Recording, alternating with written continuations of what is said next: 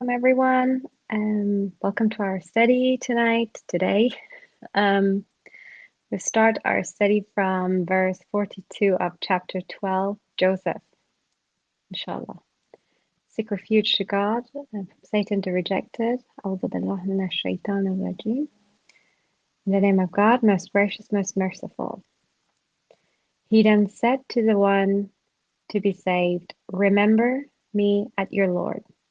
Thus the devil caused him to forget his Lord, and consequently he remained in prison a few more years. So this is, as the name says, this chapter is about Joseph. We read in previous session that he was imprisoned, and in the prison there were two prison mates that had dreams. Um, Joseph interpreted the dreams. One of them were to survive, one of them to be hanged. Um, and the one that is to be survived, Joseph is telling him, "Remember me at your Lord." Your Lord means the not God, but he's talking about his boss. So remember me as your at your Lord. Thus the devil caused Joseph to forget his Lord, and consequently he remained in prison a few more years. Here's a footnote that we read together. When Joseph begged his companion to intercede with the king on his behalf, he exhibited dependence on other than God to be saved from the prison. This doesn't befit a true believer, and such a serious slip cost Joseph a few years in prison. We learn from the Quran that only God can relieve any hardship that might befall us. A true believer trusts in God and depends totally on Him alone, as mentioned in the verses that are mentioned here. This is very complicated. Not very complicated, but if you think about our situations on our daily lives, what Joseph has done is really told the person that is to be survived, that is going to be working for the king, that when you go out, remember me at your Lord. Just remember to mention me to your king, so that he would get me out of here. So this whole simple conversation, as it seems, it is it has caused Joseph to remain in prison a few more years. And we read from the footnote that such a behavior, i.e., asking someone to do something for you, believing that someone can do something for you besides God, is like it's a kind of idolatry, and it doesn't befit a true believer.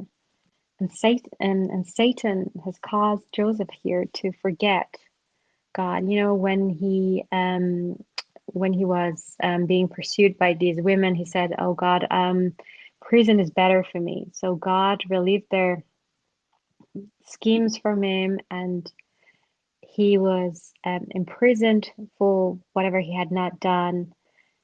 And now he is in prison, asking someone to intercede on his behalf with the king, so that the king will release him from the prison. So this seemingly simple utterance, seemingly simple behavior, has been mentioned here as idolatry, possibly, and because of that, he received the pinch immediately, and he remained in the prison for a few more years, because Joseph should have known better that nobody has got any powers beside God, and God is the one that is running everything. Therefore, he should have asked God rather than asking his person to intercede on his behalf with the king. The king's dream. The king said, I saw 7 fat cows being devoured by 7 skinny cows, and 7 green spikes of wheat, and others shriveled. Oh, my elders, advise me regarding my dream, if you know how to interpret the dreams. They said, nonsense dreams. When it comes to the interpretation of dreams, we are not knowledgeable. The one who was saved from the prison said, now that he finally remembered, I can tell you its interpretations, so send me to Joseph. So, subhanAllah, you see how God works. Joseph remained in prison for a few more years, and this guy totally forgot about Joseph. Now God has willed for this person to remember. What happens is that this king, and not any simple person, the king sees in his dream some things that nobody can interpret. And by God's leave, this person now remembers Joseph. Oh, there was this guy who could interpret the dream. Now send me to him. He will tell you. I mean, he's got a previous experience with him. He's got two interpretations that have come true. And so this person's got quite confidence in Joseph. So he's confident that he can interpret the king's dream. So he goes to Joseph. Joseph interprets the king's dream. Joseph, my friend, inform us about 7 fat cows being devoured by 7 skinny cows, and 7 green spikes and others shriveled. I wish to go back with some information for the people. He said, what you cultivate during the next 7 years, when the time of harvest comes, leave the grains in their spikes, except for what you eat. After that, 7 years of drought will come, which will consume most of what you stored for them. After that, a year will come that brings relief for people, and they will once again press Jews. So this is the interpretation of King's dream that Joseph tells this guy. This guy goes to the king, and the king said, bring him to me.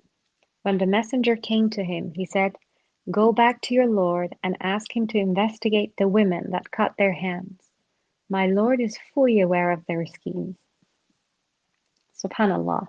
So he doesn't just come out. He says, before I come out, you need to make sure that I was not the guilty one. So go back to the king and tell him to investigate the women that cut their hands. These are the women that the wife of the governor gathered and gave them a knife, a sharp knife each, and asked Joseph to enter the room. And when they saw Joseph, for whatever reason, he was too handsome for them.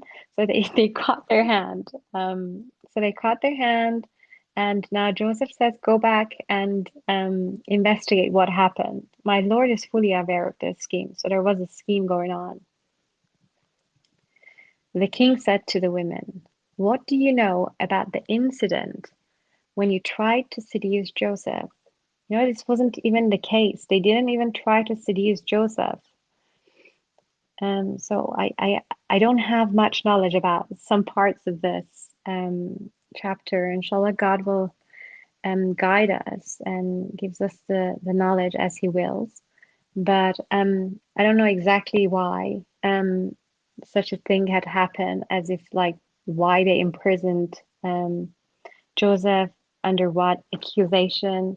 But what he's asking here is that what was that incident when you tried to seduce Joseph? And they said, God forbid, we didn't know of anything evil committed by him. The wife of the governor said, now the truth has prevailed. I am the one who tried to seduce him, and he was the truthful one. Now the wife of the governor, the woman who wanted to seduce Joseph, now is confessing, says, now I am the one that tried to seduce him, and he was the truthful one, so he didn't do anything wrong. I hope that he will realize that I never betrayed him in his absence, for God does not bless the schemes of the betrayers. So you see, these people believed in God. In verse 51, they say, God forbid. And here, the wife of the governor, the seducer woman, says, God doesn't bless the schemes of the betrayers. So they have good knowledge of God, and they know who God is, right? When we read these verses. So this woman says that God does not bless the schemes of the betrayers. Right. I do not claim innocence for myself. The self is an advocate of wise, except for those who have attained mercy from my Lord. My Lord is forgiver, most merciful. Um, so now he's confessing that she's confessing that she's the guilty one. She says, I don't claim innocence for myself. So it was so what she's saying is that myself, my own self, that the one that causes many of the human beings to go astray. The self is an advocate of vice. That's what the woman is saying. So she has committed vice, except for those who have attained mercy from my Lord. My Lord is forgiver, most merciful. She is asking God to forgive her. Now Joseph attains prominence. So that's it. So this woman confesses, and they realize that it wasn't Joseph that was guilty in whatever situation he was in or whatever had happened, and they schemed for him to be imprisoned. It was the wife of the governor who had schemed throughout the whole time. So it wasn't Joseph. Joseph is not guilty. Joseph attains prominence. The king said, okay, bring him to me so I can hire him to work for me. When he talked with him, he said, today you have a prominent position with us. This is how God works, right? So he makes the king have this dream. That guy remembers Joseph from the prison that he was thrown into for no reason. And that person should have had the dream in that prison. So Joseph will interpret that dream. So this person would know that Joseph can interpret the dream, and he would remember him as king. So the king is now king wants to see Joseph, the boy who was thrown into well by his brothers and was sold as a slave to this guy. Now the king wants to see him, and he tells him, you have a prominent position with us. He said, make me the treasurer, for I am experienced in this area and knowledgeable. So he must have attained this knowledge while he was working for the governor. So he has the knowledge of he's got a treasury knowledge, and he is an experienced person in this area. So he says, now make me a treasurer. With us, establish Joseph on earth, ruling as he wished. So this is all God's plan for Joseph, all that to happen.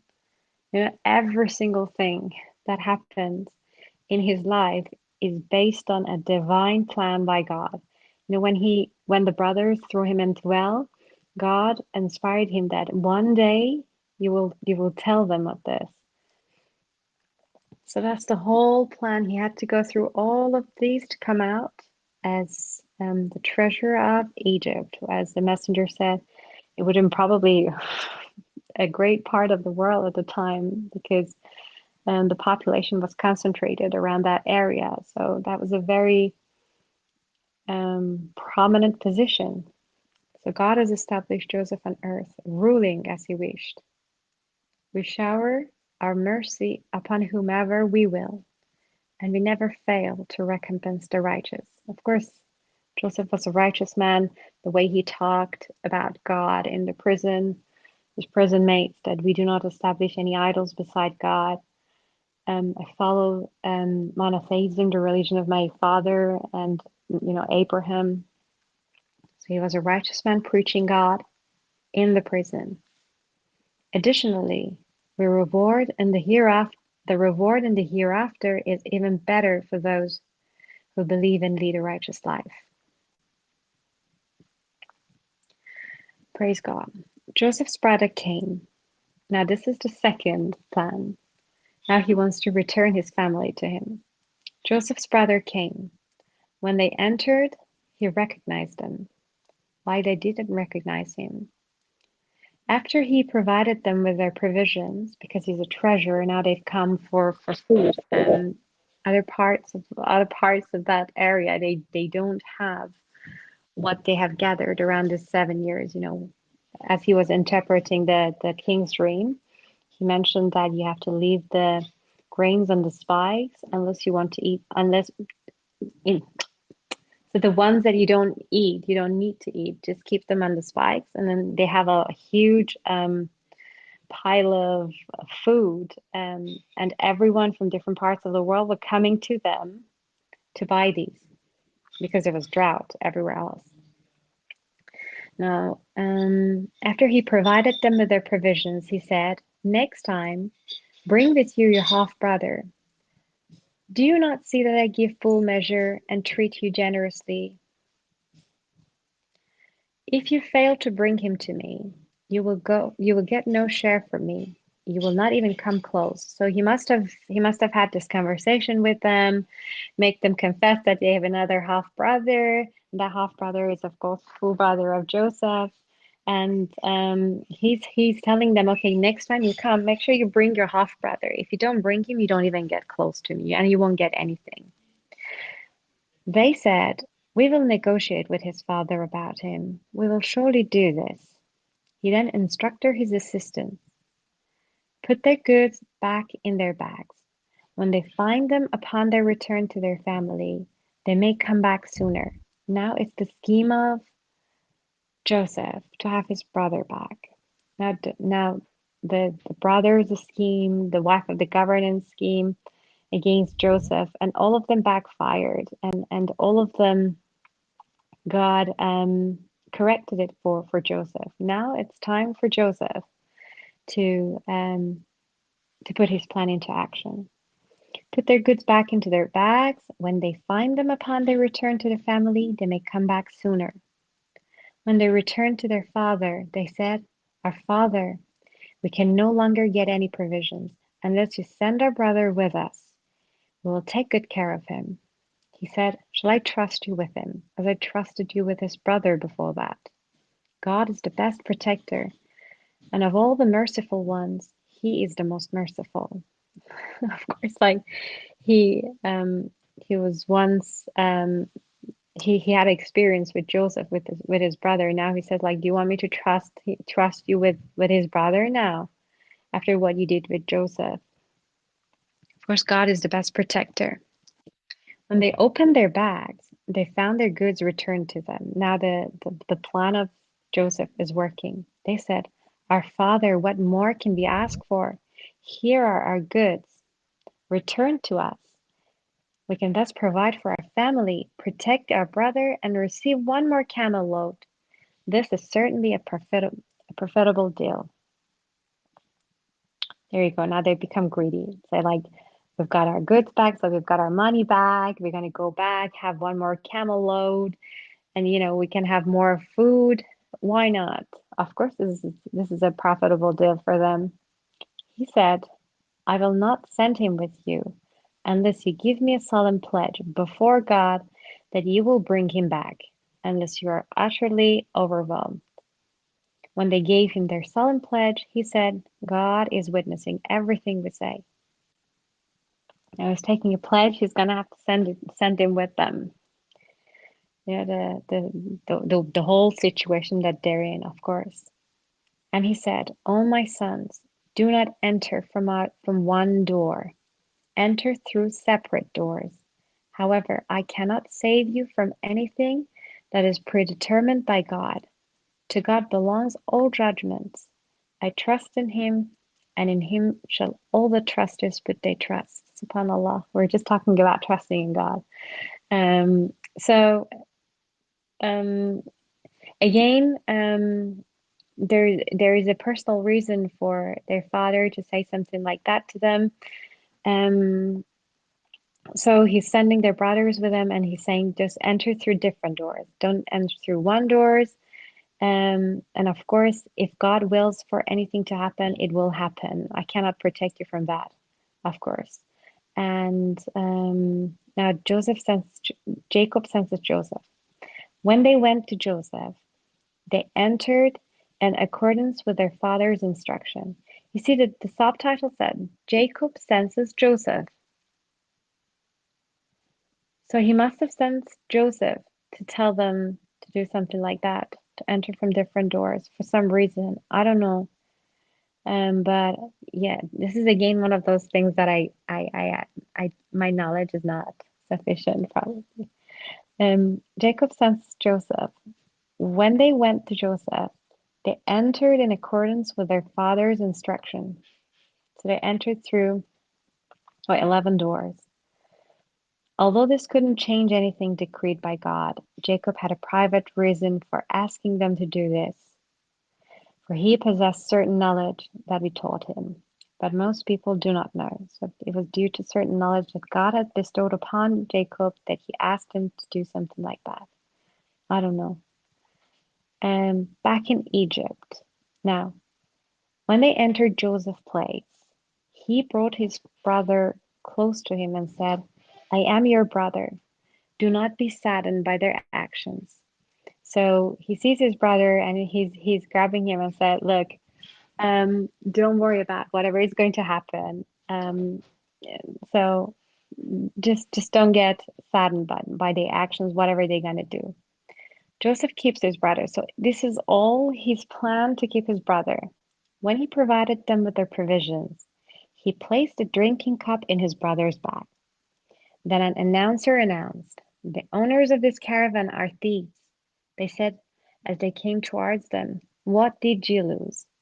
So anyway, so this is my study for tonight, but this is a very interesting plan and story that God is telling us. It's not a story; it's actual history.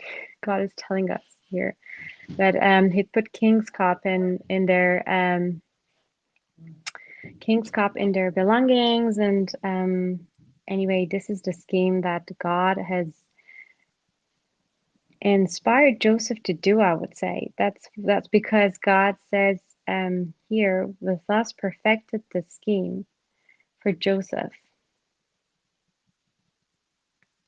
It's amazing.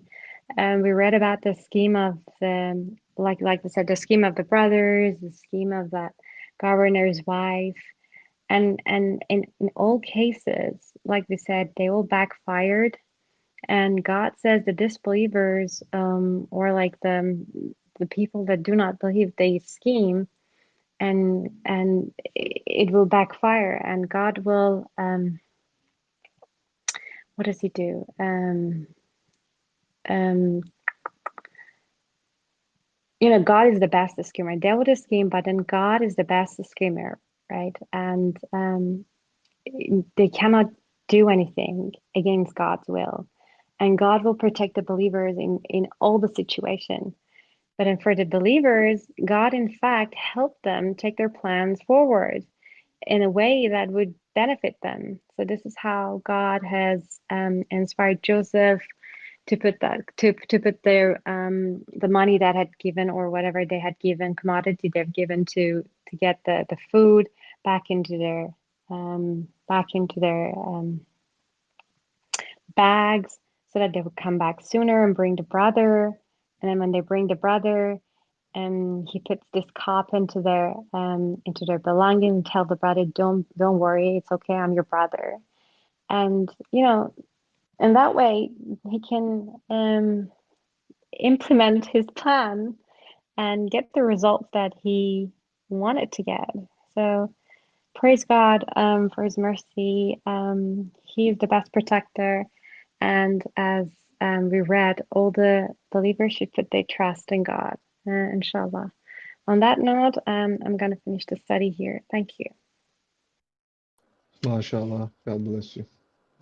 MashaAllah. God bless. Thank you, sister. MashaAllah. Thank you.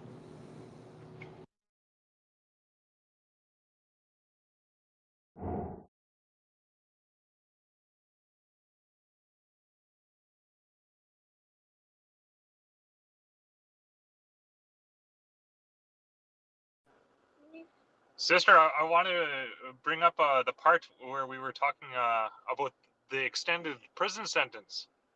God willing, if that's okay with you. Yes, of course. Let me bring this up. Okay, so it was the first verse, wasn't it? 42. Yes, here we are. the reason, and this understanding just came to me while you were reading it. Thank God, and God willing, I'm not askew on this. Hmm. But you know, from our perspective, it seems quite harsh. You know, like the guy was just asking for some help, and then he you know, he gets an extended service. But if you look at the whole story of Joseph, right? God Hmm. tells Joseph as soon as he goes into prison, hey, you're going to be talking to your brothers about this, right? So God already gives him a promise saying, hey, you're going to get out of prison. You're going to be at a prominent position soon, right? Just wait your turn, right? And Yes. then a lot of these incomprehensible things from the human perspective happens, right? If it wasn't for God guiding Joseph to read the dreams to those two prisoners, Hmm. if it wasn't for the fact that the king was so infatuated by this nightmare that he had, you know, talking to everybody around, and even his consorts, his people were like, well, dreams are nonsense. Like, well, we have no idea what you're talking about dreams, right? Like, why are you so excited about this dream, right? Yes. All this had to happen for Joseph to come to a prominent position at the end. All of it doesn't even make sense. Even the the Joseph's old boss's wife who tried to seduce him, right? Even she came down to, which is a very illogical thing, for her to be like, yeah, he did nothing wrong. I was at fault, right? Yes. None of that, like, from the perspective of humanity, none of that makes sense. None of that comes to a logical conclusion. And it goes to show that if God promises you something, don't question it. Don't try to hurry it up. Don't try to. And I think that's why Joseph got that elongated extension, because already he was given a precedent that God is with him the entire time, right? And he questioned it at that point. He says, you know, like, hey, you know, can you give a good word to me, right? Well, Hmm. God made all this happen so that way you would become realistically the most prominent person in Egypt from a prisoner, escaping any logic, right? So sometimes, even if we're in trouble and difficulty, you know, trusting in God and not trying to ask for help and not trying to hurry things along, thinking we know better, that is the sin in where there was a trouble for Joseph. And that's my take on it, but I could be wrong. God willing, I'm not. Or, No, God willing, absolutely. somebody will correct me. No, yeah, this is absolutely right, actually. Have patience and put your trust in God. That's so true. And you know, it's not easy in this worldly life. It's easy to say it, but it's not easy when you're in certain situations. May God protect us, inshallah, um, from ourselves and from the Satan. But these are the lessons exactly that, as you mentioned, you know, put your trust in God, and God will sort things out in the best way that you wouldn't even dream of. But you have to have that patience. God says, steadfastly persevere. So, as long as, inshallah, we put our trust in God and steadfastly persevere, He would take care of us. He always takes care of us. But you know, do not be unappreciative. Yes, mashallah, very good point.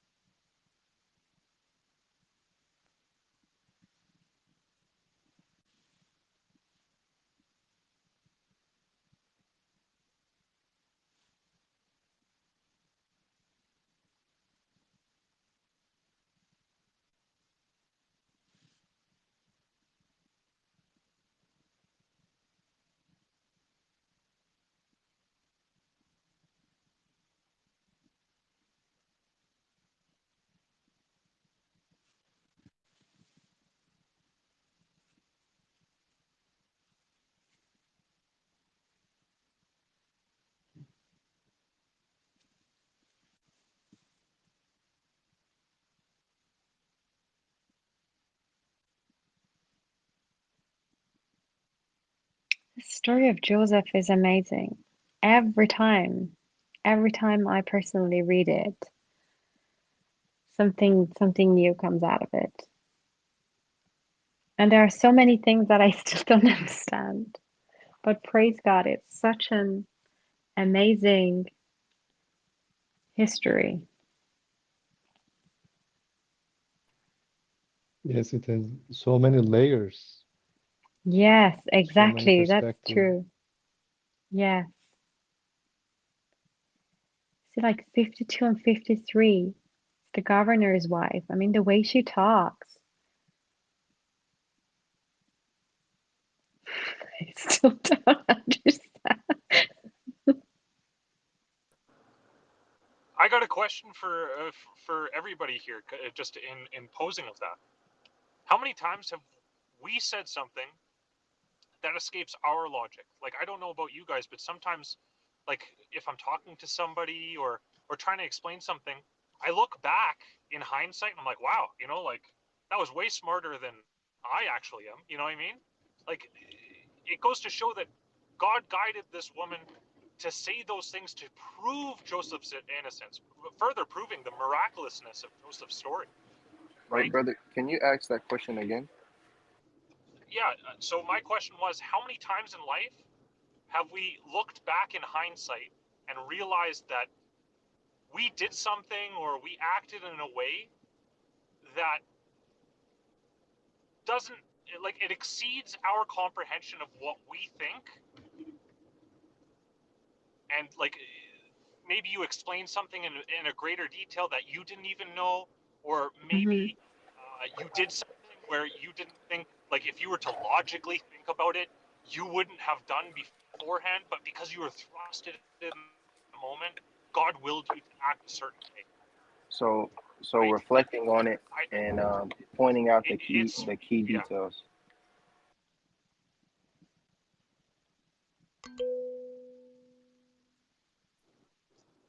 Sorry, brother, I must have cut you off. Can you say that again? I said, so you're pretty much mentioning reflecting on it and then pointing out the key details, but going past like the surface information, going like pretty deep to figure out the root cause of why you even like committed whatever you committed. It could be that, or like, I'll give you an example. Last winter, my car broke down. Illogically, it didn't make sense. It was a fairly new car. Both of my keys, my wife had one key, I had one key, right? And both of them, the batteries died on both of them at the exact same time. It didn't make sense. So we had to go to the dealership. We had to get new keys and all that fun stuff. And on the way home, in a place where I would not be usually at this time and place, there was somebody broken down on the road, and nobody was helping this dude because he was stuck on a rut and everybody was just passing through. And I was able to help him. And like, I logically thought after, I says, if any of that wouldn't have happened, I wouldn't have been able to help that guy. Right? So, like, going back to this governor's wife, she acted in an illogical way, in a way that if you looked at her past, let's be honest, like, she wasn't exactly the most pious of people, right?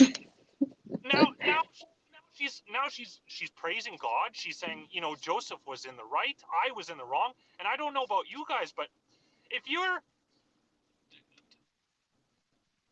if you blatantly admit that you were trying to be an adulteress to your manservant, okay, it probably wouldn't go easy back in Egypt back in the days. But she did it freely. It escapes logic, it escapes all reasoning. But God just guided her to say exactly the same thing at the exact same time to to further show that Joseph is such an asset to the emperor, to the pharaoh at that time. Like, it escapes all logic, and it goes to prove that if you trust in God, don't worry about the logic. It doesn't have to make sense. God will guide it in the right direction. And like, the ladies who were there trying to seduce her too, yeah, Joseph was a great guy. Nothing's wrong, right? And if he was not in prison, he would not be there to interpret the dreams in the first place. Like, all of it had to be exactly the way it was. And that sometimes we overthink things. You know what I mean? Sometimes we just got to go with the flow and just realize that God is in control. You know what I mean? And submit to that.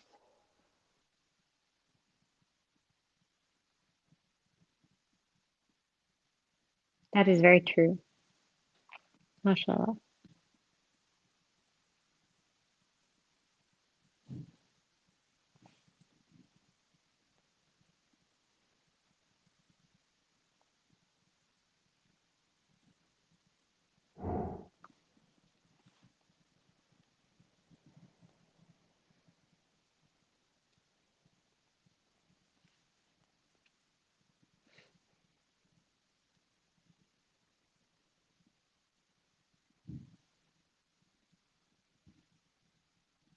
We've got a storm here. And the storms have been hitting UK past few days. So noisy outside. I don't know if you can hear it or not.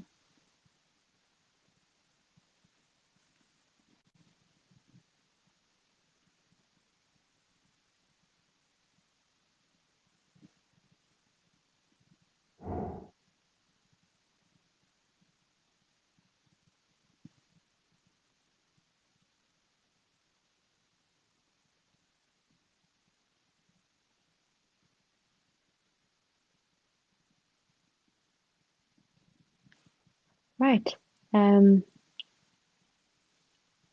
Is there any other?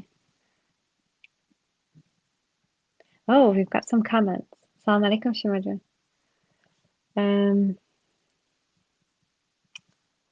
Brother John says she did so after investigations, I believe. Assalamu alaikum. Yep. Yes, she did that after the investigation. She didn't go and self-confess. That's true.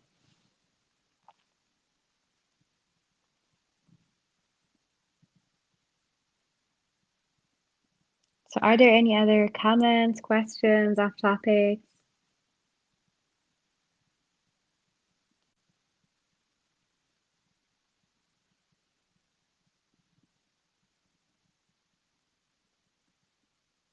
Okay, no.